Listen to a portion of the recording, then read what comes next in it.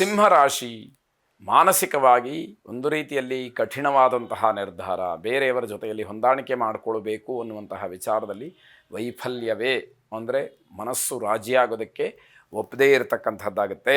ಕೋಪ, ಅಸಹನೆ, ತಾಳ್ಮೆ ಇಲ್ಲದೆ ಇರತಕ್ಕಂಥದ್ದು, ಇವುಗಳೆಲ್ಲವೂ ಕೂಡ ಕೆಡಕನ್ನುಂಟು ಮಾಡುತ್ತೆ. ಅದರ ಅನುಭವ ನಿಮಗೆ ಗೊತ್ತಿರಬೇಕು ಅನ್ನುವಂಥದ್ದು. ತಾಯಿಯವರ ಆರೋಗ್ಯದ ಬಗ್ಗೆ ಸ್ವಲ್ಪ ಗಮನವನ್ನು ಕೊಡಿ. ಉದ್ಯೋಗದಲ್ಲಿ ನಿಮ್ಮ ಗುರಿ ಸಾಧನೆಯನ್ನು ಮಾಡೋದಕ್ಕೆ ಹಲವಾರು ಸವಾಲುಗಳು ಎದುರಾಗಬಹುದು. ಸವಾಲುಗಳನ್ನು ಯಾವುದೇ ಕಾರಣಕ್ಕೂ ಸಮಸ್ಯೆಗಳಾಗಿ ಮಾಡಿಕೊಳ್ಬೇಡಿ. ಅವುಗಳನ್ನು ಬಗೆಹರಿಸ್ಕೊಳ್ತಕ್ಕಂತಹ ವಿಶೇಷವಾದಂತಹ ಜಾಣ್ಮೆ ನಿಮ್ಮದಾಗಿರಬೇಕು ಅನ್ನುವಂಥದ್ದು. ವೈವಾಹಿಕ ವಿಚಾರದಲ್ಲಿ ಗೊಂದಲ ಅಥವಾ ವ್ಯತ್ಯಾಸಗಳು, ಗಲಾಟೆ ಇವೆಲ್ಲ ಸರ್ವೇ ಸಾಮಾನ್ಯ ಅನ್ನುವ ರೀತಿಯಲ್ಲಿ ಇರುತ್ತೆ. ಹೊಂದಾಣಿಕೆ ಮಾಡಿಕೊಂಡ್ರೆ ಬಹಳ ಒಳ್ಳೆಯದಾಗಿರ್ತಕ್ಕಂತಹ ವಿಚಾರ ಅಂತ ಹೇಳಿ ಮತ್ತೆ ಜ್ಞಾಪಿಸಬೇಕು.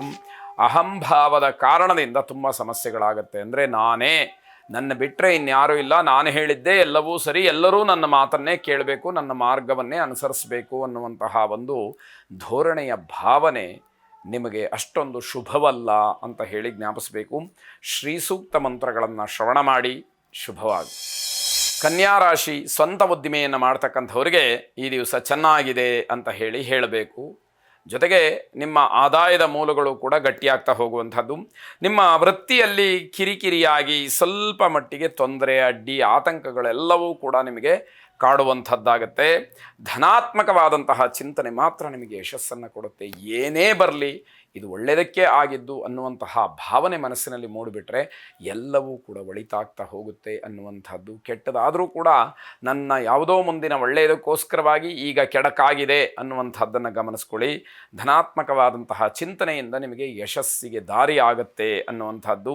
ನಿಮ್ಮ ವಿದ್ಯೆ, ಬುದ್ಧಿ, ಭಾವನಾತ್ಮಕವಾದಂತಹದ್ದು ನಿಮಗೆ ಗೆಲುವಿಗೆ ಅದು ಕಾರಣವಾಗ್ತಕ್ಕಂಥದ್ದಾಗತ್ತೆ. ಅದನ್ನು ಗಮನಿಸಿ ಪೂರ್ವಜನ್ಮದ ಸುಕೃತವನ್ನು ನೆನೆದು ಬಹಳ ಬೇಸರ ಮಾಡ್ಕೊಳ್ತೀರಿ. ಕೆಲವು ವಿಚಾರಗಳಲ್ಲಿ ಹಿಂದೆ ನಾನು ಏನು ಪಾಪ ಮಾಡಿದ್ನೋ ಈಗ ಅನುಭವಿಸ್ತಾ ಇದ್ದೀನಿ ಅಂತ ಹೇಳಿ ಮನಸ್ಸಿಗೆ ಅದು ಪಾಪಪ್ರಜ್ಞೆಯಾಗಿ ಕಾಡುವಂಥದ್ದಾಗತ್ತೆ.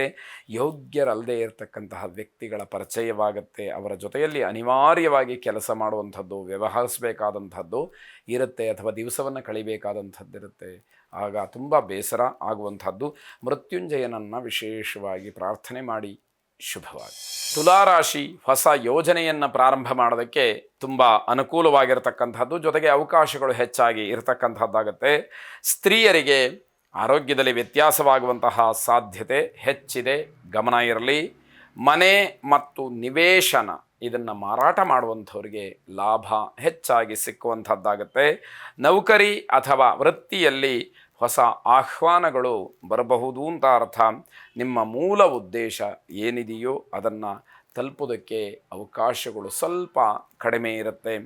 ಬೆನ್ನು ಮೂಳೆ ಅಥವಾ ಬೆನ್ನು ನೋವಿನಿಂದ ಬಳಲ್ತಾ ಇದ್ದಂಥವ್ರಿಗೆ ತೊಂದರೆ ಇದೆ, ಸ್ವಲ್ಪ ಎಚ್ಚರಿಕೆ ಇರಲಿ. ಮಂಗಳ ಗ್ರಹವನ್ನು ಪ್ರಾರ್ಥನೆ ಮಾಡಿ ಧರಣಿ ಗರ್ಭಸಂಭೂತಂ ವಿದ್ಯುತ್ಕಾಂತಿ ಸಮಪ್ರಭಂ ಕುಮಾರಂ ಶಕ್ತಿಹಸ್ತಂ ತಂ ಮಂಗಳಂ ಪ್ರಣಮಾಮ್ಯಹಂ ಎಂಬತಕ್ಕಂತಹ ಪ್ರಾರ್ಥನೆ ನಿಮ್ಮದಾಗಿರಲಿ ಶುಭವಾಗಿ. ವೃಶ್ಚಿಕ ರಾಶಿ ಪಿತ್ರಾರ್ಜಿತವಾದಂತಹ ಆಸ್ತಿಯ ವಿಚಾರದಲ್ಲಿ ಸ್ವಲ್ಪ ಮಟ್ಟಿಗೆ ಗೊಂದಲಗಳು ಉಂಟಾಗತ್ತೆ. ಏನೋ ಮಾನಸಿಕವಾಗಿ ಹಿಂಸೆ ಆಗ್ತಕ್ಕಂಥದ್ದಾಗತ್ತೆ. ಸರ್ಕಾರದ ಕೆಲವು ನಿಯಮಗಳನ್ನು, ಕಾನೂನು ಕ್ರಮಗಳನ್ನು ಸರಿಯಾಗಿ ಪಾಲಿಸದೇ ಇರತಕ್ಕಂತಹ ನಿಮಗೆ ಅದು ಒಂದಷ್ಟು ಅಡ್ಡಿಯಾಗುತ್ತೆ. ಹಾಗಾಗಿ ಆ ಕಾನೂನನ್ನು ಕೈಗೆತ್ಕೊಳ್ತಕ್ಕಂಥದ್ದು, ನನಗೆ ಯಾವುದೋ ಅಧಿಕಾರ ಇದೆ ಎನ್ನುವಂಥದ್ದು, ಧನಮದ ಇದೆ ಎನ್ನುವಂಥದ್ದು, ಇದರಿಂದ ವಿರುದ್ಧವಾಗಿ ನಡೆಕೊಂಡಾಗ ಸಂಕಷ್ಟಕ್ಕೆ ಒಳಗಾಗಬೇಕಾಗತ್ತೆ ಅನ್ನುವಂತಹ ಎಚ್ಚರಿಕೆ. ವೈದ್ಯರಿಗೆ ಹಿನ್ನಡೆ ಅಥವಾ ನಷ್ಟ ಆಗ್ತಕ್ಕಂತಹ ದಿನ ಇದು. ಜೊತೆಗೆ ಕುಟುಂಬದವರ ವಿಶ್ವಾಸ ಚೆನ್ನಾಗಿರಬೇಕು. ಅವರ ವಿಶ್ವಾಸವೇ ಚೆನ್ನಾಗಿಲ್ಲ ಅಂತಂದರೆ ವ್ಯವಹಾರಗಳು ಸುಗಮವಾಗಿ ನಡೆದೇ ಇರತಕ್ಕಂಥದ್ದಾಗತ್ತೆ. ಅವರ ಸಹಕಾರ ಯಾವುದಕ್ಕೂ ಕೂಡ ಸಿಕ್ಕದೇ ಇರೋ ಹಾಗಾಗತ್ತೆ ಅಂತ ಅರ್ಥ. ಮನೆ ಮತ್ತು ನಿವೇಶನ ಯಾವುದನ್ನಾಗಲಿ ಖರೀದಿಯನ್ನು ಮಾಡದಿರೆ ನೀವು ನಷ್ಟವನ್ನು ಅನುಭವಿಸ್ತೀರಿ. ಅದರಿಂದ ಇವತ್ತು ಆ ಖರೀದಿ ಬೇಡ ಅಂತ ಅರ್ಥ. ರಿಯಲ್ ಎಸ್ಟೇಟ್ ಉದ್ಯಮಿಗಳಿಗೆ ಅಷ್ಟೇ ತಕ್ಕ ಮಟ್ಟಿಗೆ ಆ ವ್ಯವಹಾರಗಳು ನಡೆಯುತ್ತೆ ಅನ್ನುವಂಥದ್ದಷ್ಟೇ ಬಿಟ್ಟರೆ ಲಾಭದ ದಿನಗಳಲ್ಲ ಅನ್ನುವಂಥದ್ದು ಜ್ಞಾಪಕವಿರಲಿ.